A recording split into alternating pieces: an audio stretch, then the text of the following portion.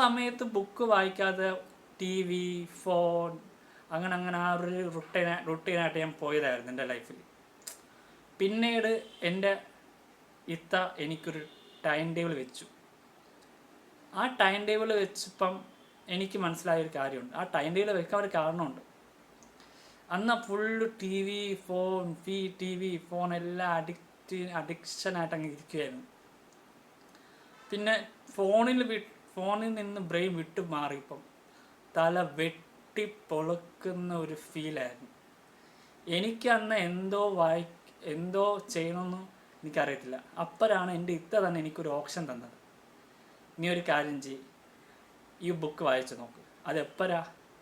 എൻ്റെ ഈ ജനുവരി 26 ബർത്ത്ഡേ വരാൻ പോകുന്ന സമയത്ത് എനിക്ക് ഓർമ്മ വരുന്ന ഒരു സംഭവമാണ്.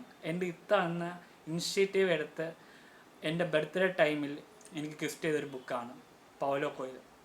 It's very very beautiful story. അത് കഴിഞ്ഞ് അങ്ങനെ ബുക്ക് വായിച്ച് ഒരു ഇടയ്ക്ക് വെച്ച് ഞാൻ സ്റ്റോപ്പാക്കി. ആ സ്റ്റോപ്പാക്കിയെടുത്ത് നിന്നും ഞാൻ വീണ്ടും റീസ്റ്റാർട്ട് ചെയ്തു. നമ്മൾ എന്തൊരു സാധനം വായിക്കാൻ നമ്മൾ നിർത്തിയാലും നമ്മളെ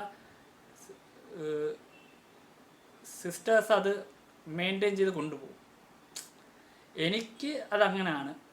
അതേപോലെ തന്നെയാണ് ഏതൊരു ഫാമിലിയിലും സിസ്റ്റേഴ്സ് അങ്ങനെ ഉണ്ടെങ്കിൽ അവർ ആ സിസ്റ്റേഴ്സ് അങ്ങനെ ചെയ്യണം ആ കുട്ടികൾക്ക്. അത് നല്ലൊരു ഇമ്പ്രൂവ്മെൻ്റ് ആകും. കാരണം നമുക്ക് എവിടെ സ്റ്റോപ്പായോ, നമുക്ക് അത് റിക്കവർ ചെയ്ത് വരാൻ പറ്റുന്നില്ലയോ, അവിടെ നിന്ന് കയറി വരാൻ നമ്മൾ സിസ്റ്റേഴ്സിൻ്റെ ഹെൽപ്പുള്ളത് സക്സസ്ഫുൾ സംഭവമാണ്.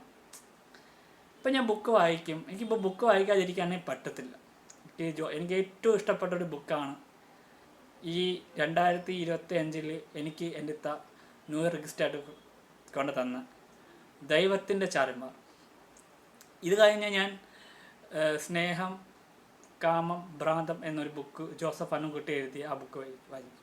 എനിക്ക് പുള്ളിയെ ഭയങ്കര ഇഷ്ടമാണ്. എനിക്ക് ഒന്ന് നമ്മളെ സഹല പർവീൻ, പിന്നെ ജോസഫ് അന്നംകുട്ടി പിന്നെ ഇവരൊക്കെയാണ് ഞാനൊരു മോട്ടിവേറ്റർ ആവാനുള്ളൊരു ഫുൾ റീസൺ പറയുകയാണെങ്കിൽ ഒരു